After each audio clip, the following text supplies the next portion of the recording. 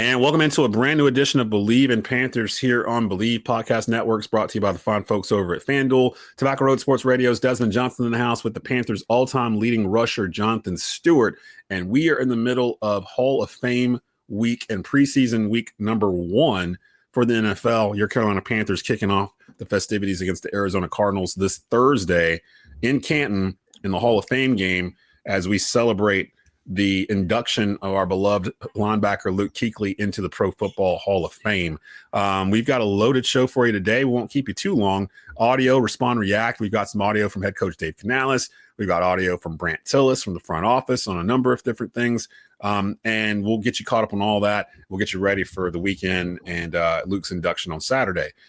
First, though, we need to get some news, Stu. Some stuff broke here just right before we went on the air on Tuesday's practice. We got some injuries we need to discuss here. Starting off, Xavier Legette actually got carted off today. Another wide receiver carted off from training camp with a scary injury. He came down hard on his head and back while attempting a catch in the back of the end zone during 7-on-7 drills. He was attended to by trainers and eventually wheeled off from the session. There's a bit of encouraging news, though. Mike Kay from the Charlotte Observer said he got up and walked to the cart on his own power. He also appeared alert and was seen talking. Carolina, since last time we were on the air, Stu, they've lost wide receiver Chris Brazzell II. Nick Scorton went down with a year-long injury. Both of them ACL tear for Scorton and an LCL tear for Brazzell. I think, if I'm not mistaken, Dave Canales already updated the situation with Xavier. Yeah, I'm gonna try to find that there, but lots of injuries here. There's a lot going on. I mean, people have to realize this is a tough game to play. It's physical. You got guys out there that are athletic as all get out, and you know when you see things on Sunday, and these guys going up making plays and coming down with it, you know. There's a little bit of grace there. There's a little bit of, guys, being pros, but accidents happen, right?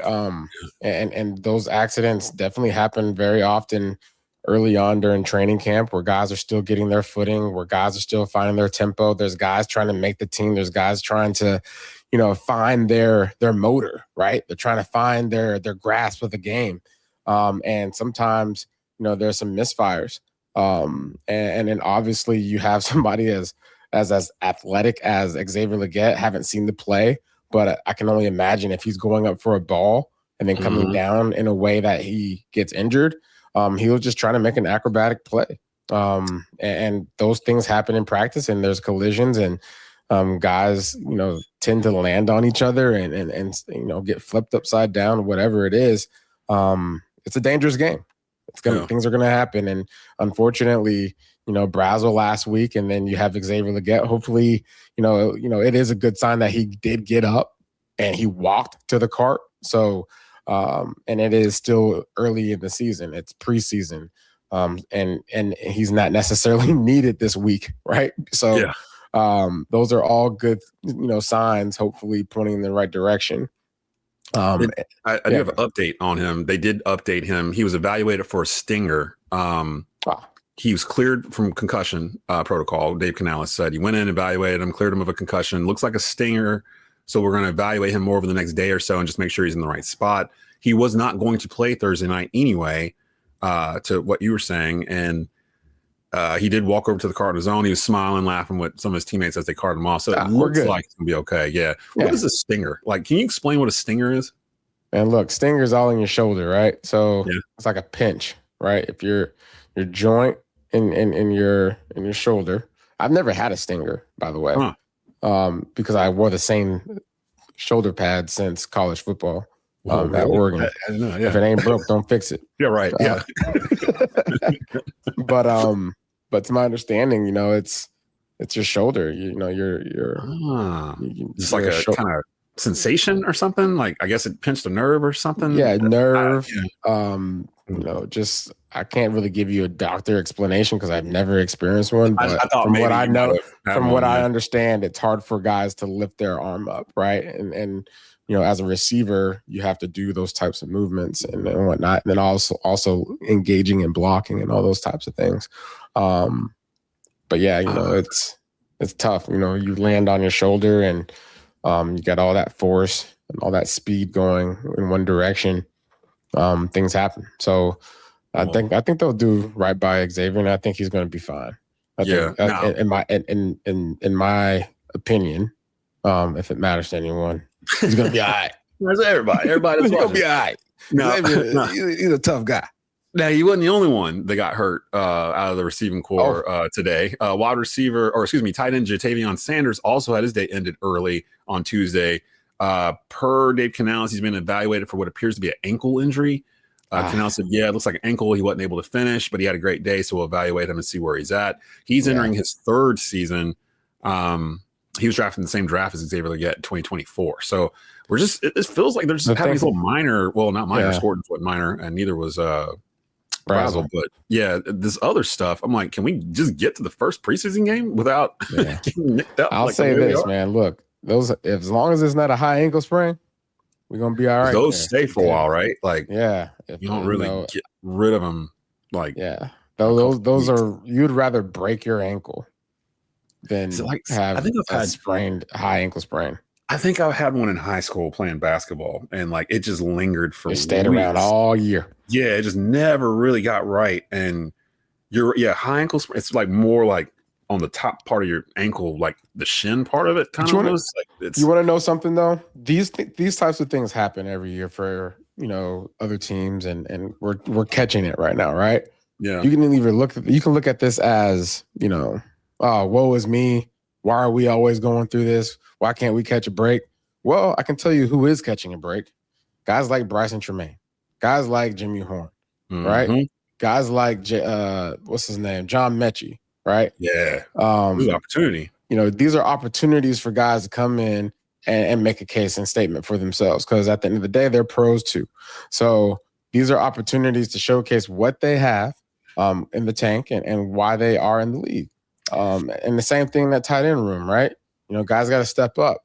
Javon Sanders goes down. Tommy Tremble, Mitchell Evans has been having some success, early on, right? And then you have James Mitchell. James Mitchell is a guy that I think has an opportunity ahead of him as well. You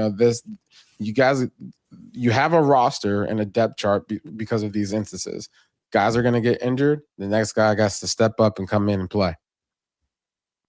And for once, really, since we started doing this podcast, it feels like the Panthers actually have the depth to make that happen, because that was actually the main knock, especially when we had Skylar, Skylar Callahan, who was writing for the Panthers on SI. That was the number one thing this time of the year that he would say to us, is that we are super thin depth-wise. Like, we don't have enough second-string, third-string guys behind him to work. This seems like the very first year since maybe like 2018, or maybe the first year or two of what's-his-face, Matt Rule, still remnants of the previous regime still here. This feels like they actually have done due diligence to not just have a good starting 11 on offense and defense, but the guys behind them. And they did put out their depth chart. The Panthers did put out their depth chart yesterday to start the 2026 preseason, and not really a lot to raise your eyebrows over, I guess. Cam Jackson is labeled as a defensive line starter beside Derek Brown and Bobby Brown the third, because they do play that 3-4 kind of setup there. Tershawn Wharton's still sidelined with the neck injury. Lee Hunter is behind Jackson on the depth chart, but from what I've been hearing about Lee Hunter, I don't know how long that's going to last. Like, I heard he's the most talked about rookie in the building right now. I heard he's everything and a can of paint. You put him beside Derek Brown, like that changes a lot of stuff that you can do on defense. Charles Smith-Wade and Corey Thornton are listed as backups to J.C. Horn and Mike Jackson. We did hear actually Chris Lee from WRL was telling me that he had been hearing while he was at training camp last week that they're going to try doing J.C. Horn in the slot and having Mike Jackson.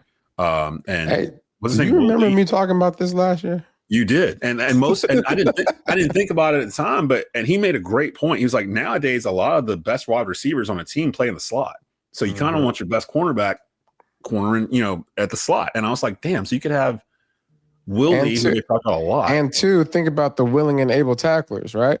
Yeah. Now, one of the things that you have to be mindful of is the amount of contact that's going to be happening in the slot. As far as J.C. Horn, an expensive player, right? Mm-hmm. So you want to make sure you have your packages all in order going into game planning. But I think it's smart. I think it's very smart how they're operating right now, right? You got some depth, right? You're trying to figure out what that looks like in training camp.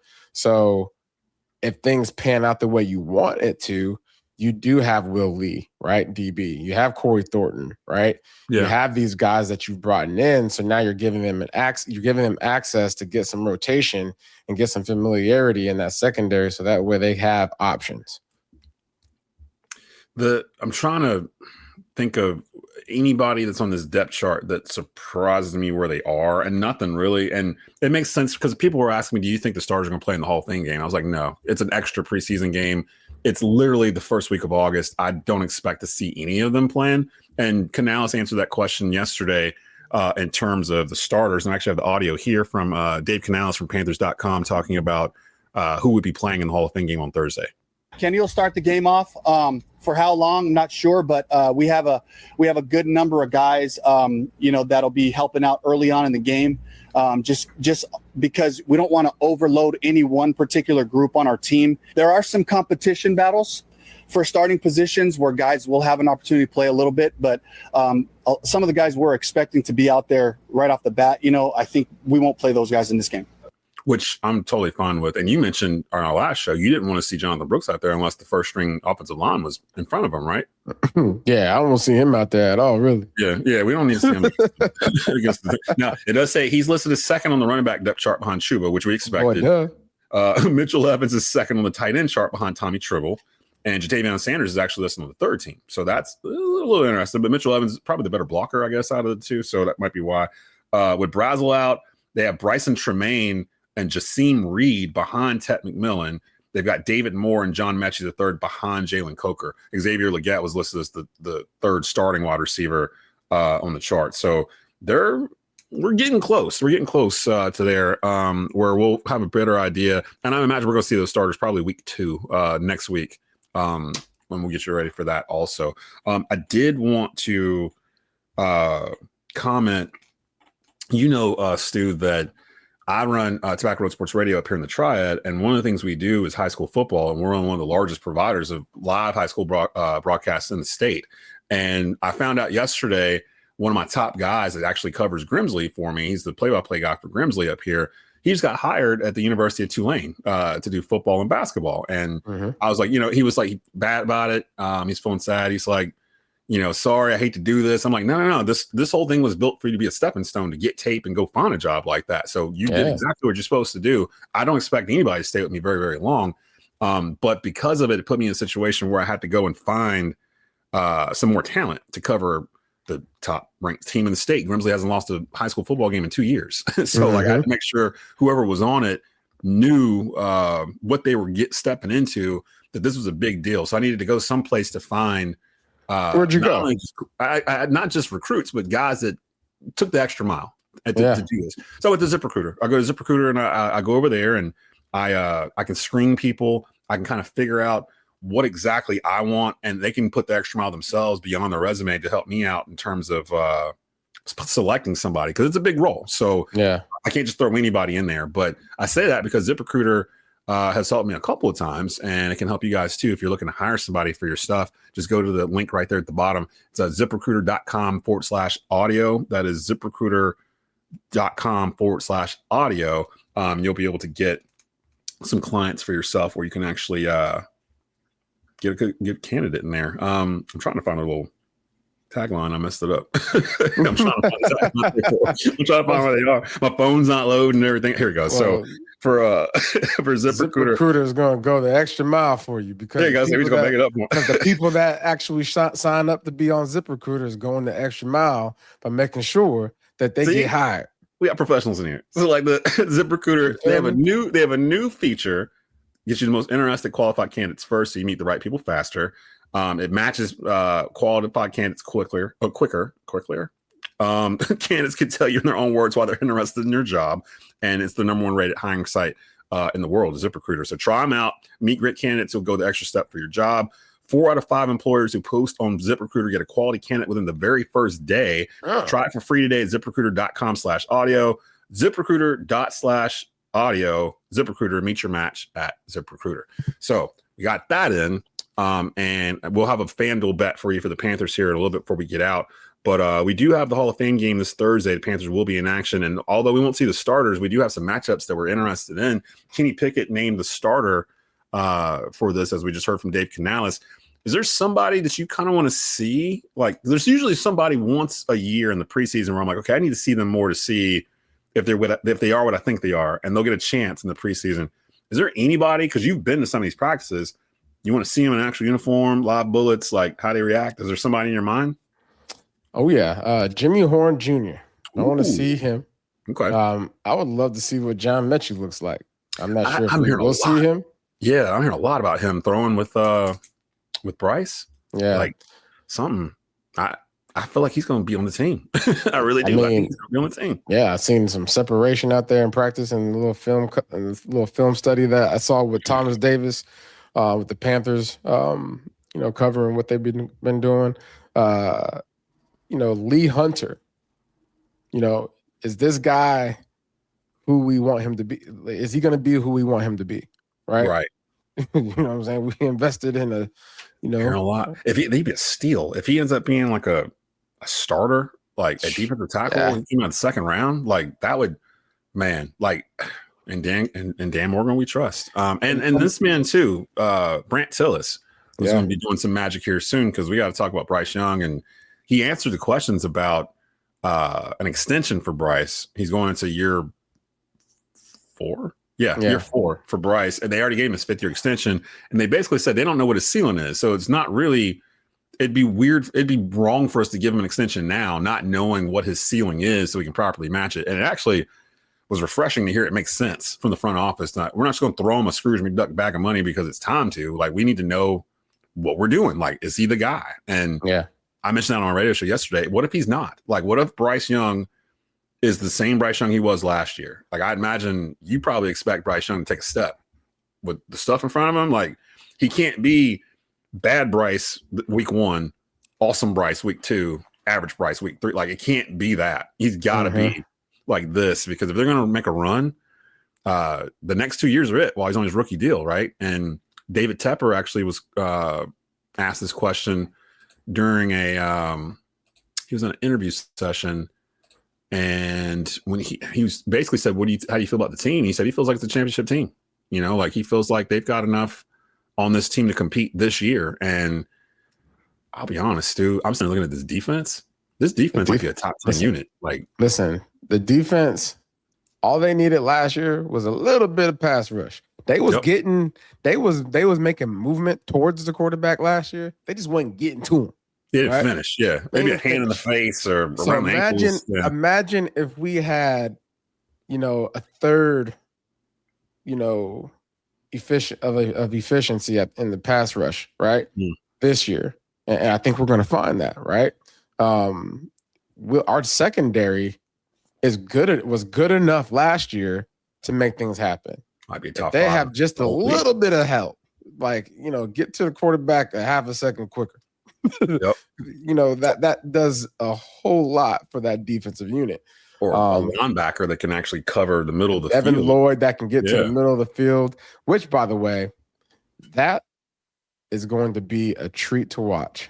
Devin Lloyd, this young man. I got a chance to spend some time with him, walking off the practice field a couple of weeks ago, and then the attention to detail and his intentionality about becoming a legit Carolina Panther, a historian. He talked about the cardiac cats. He was like, "Hey, Jonathan, what's your favorite cardiac cat moment?" I was like, "Wait, what? You know about cardiac cats? You know about cardiac cat? You know what I'm saying?" So he's embraced the culture, man. He's one of those guys, right? And that's what we got in that locker room. We don't just got a player. We got a guy that's ready to lead and do things the right way, right? He's a believer. He carries himself and he has a demeanor that makes you want to follow this guy, right? So I'm excited for Devin Lloyd and what he's going to be able to bring to this team. But more importantly, Trevin Wallace, right? Trevor Wallace has back. been playing. He's got a guy that he's going to be able to play next to learn from, to grow from, and hopefully enhance his game as well. So I just think that the additions in this offseason and free agent and free agency we don't really know what we have. All I can tell you is better. It's funny you mentioned him because actually I have audio of Devin Lloyd talking about the defense. Let's hear what Lloyd had to say about the defense. It's been very competitive on our side of the ball. And for us, especially once we get everybody back healthy and we're at full strength, it's going to be very difficult to deal with us when we're doing what we need to do. See, I like to hear that. Yeah, I love to hear it. In a while. It's been a long time since I heard about the Carolina defense. And the thing I'm worried about with Scorton going out is that pass rush, because we were already kind of thin there still. But we do have audio of Jaelan Phillips talking about Princely Yelling. He ain't got to say too much else. Okay, we got some people. Hey.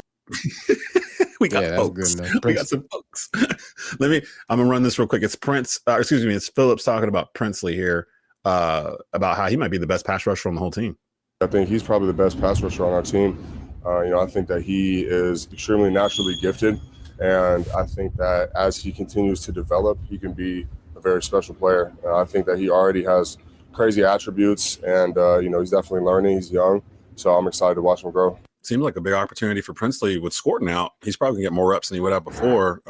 We just need one. We need one guy, like a guy to flat, like a Greg Hardy kind of year. You know what I mean?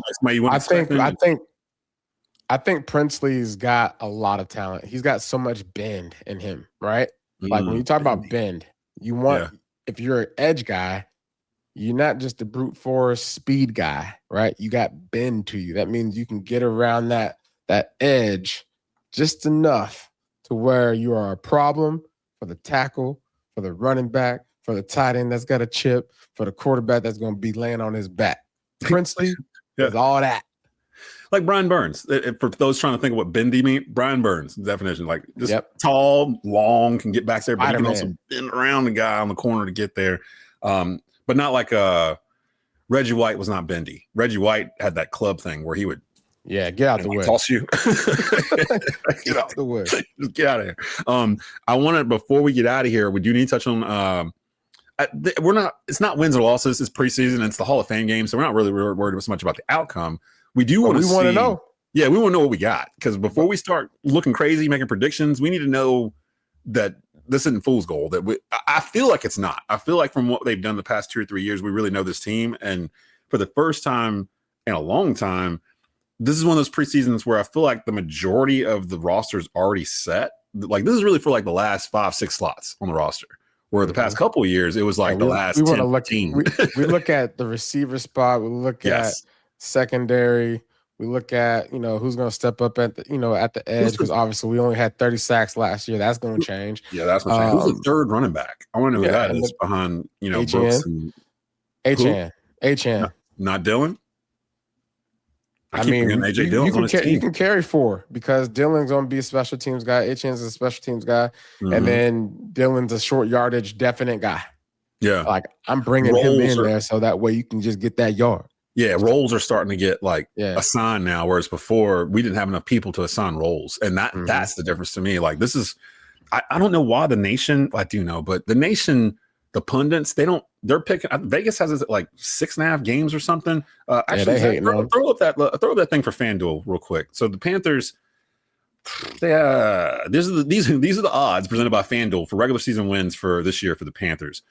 They've got us no higher than 7.5 wins. We won 8 games last year, and we're better this year than last year. Like in terms of, I don't understand. I'm taking that plus 100. I'm taking that 7.5 over.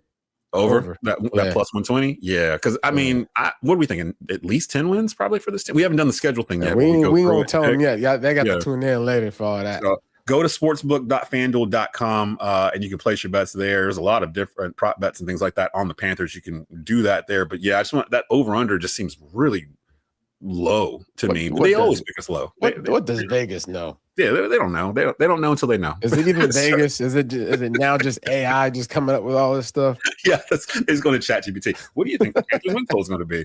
6.5. So like we'll see. But Hall of Fame game. I'm assuming you're going up there. You're going up there. I'm going up there, man. Me and my wife are gonna go support good old Luke Kuechly, man.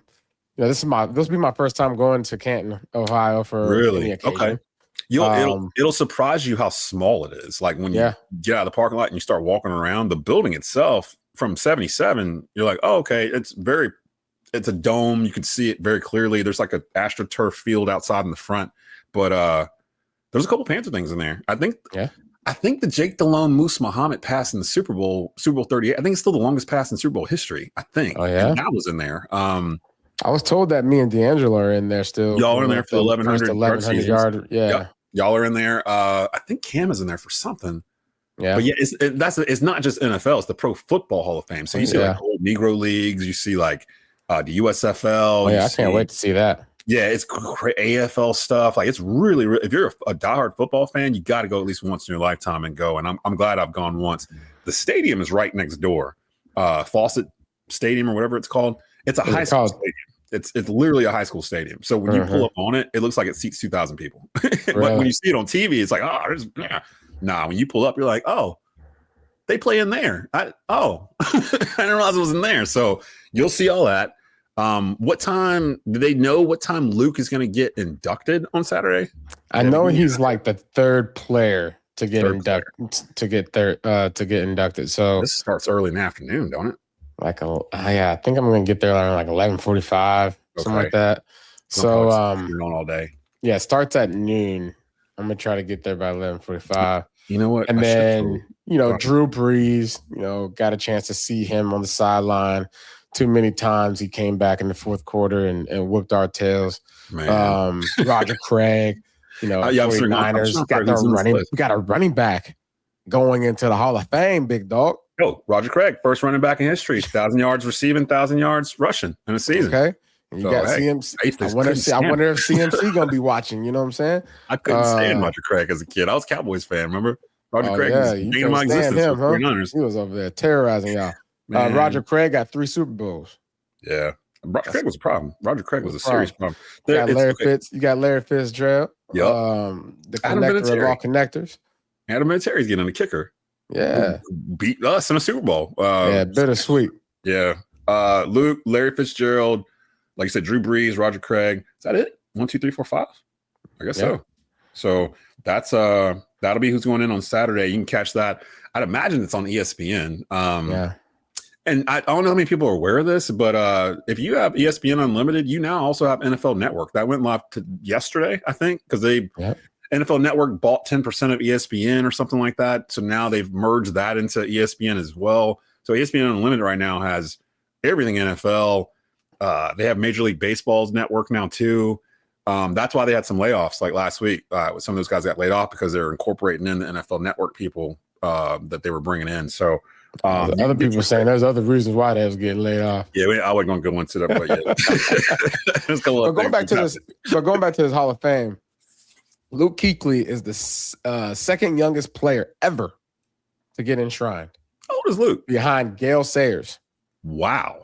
That's some company. How about that? How old is Luke? Luke can't be 30-something? 35? Damn. 36? One of the majors. He's 35, 36. That sounds about right. Because he only played like 8 years? Yeah. Yeah, he retired early. Yeah, that sounds about right. Yeah. Man. Wow. And then his Pops. Pop's going to do the. I was going to ask you. Yeah, who's going to induct him in? The presentation. His Pops will be the 12th father to ever do a presentation of Hall of Fame. Wow. Enshrine. I bet he's just like Luke. I mean, if anybody, I can't think of anybody else that deserves it more than Luke Kuechly. I feel like he should have been a first ballot Hall of Famer, but that's neither here nor there. It helped Bill Belichick end up not being a first ballot Hall of Famer, so go figure. It is what it is. I don't know. It is what it is, and it ain't what it ain't. We're going to get out of here, but we will have a quick preview on the Atlanta Falcons to finish up our NFC South previews. If you haven't checked them out already, go back to Believe, their YouTube channel, go to the Believe in Panthers playlist, and you can see our preview on the New Orleans Saints, and you can see our preview with the Tampa Bay Buccaneers. We had Rhett Matthew for the Bucks We had Jeff Nowak from the Saints sideline reporter doing that. We're going to go dolo and do the Falcons on our own. Additions, subtractions. Do you trust Tua? Can the Falcons challenge for the South? We'll give you that as well as a bonus episode probably this weekend. So we're going to get out of here. But for Jonathan Stewart, this is Desmond Johnson. You've been watching and listening to the Believe in Panthers podcast here on Believe Podcast Networks, brought to you by FanDuel and ZipRecruiter. Keep pounding.